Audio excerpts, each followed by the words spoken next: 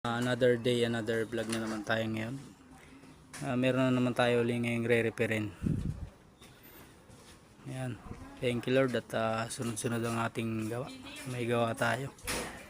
Ito yung re-repair natin. Grabe yung bubong niya. Tsaka yung side niya. Napalitan na rin natin yan. Tapos i-re-varnish natin. Yung side niya bagsak na. Bagsak na yung side niya.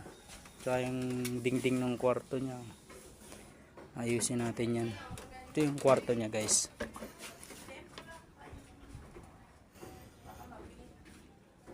Tsaka nahaw yung bubong niya. Babaguhin na natin yan kasi marami nang sira. Ayan. Pwede kang palipat muna nito?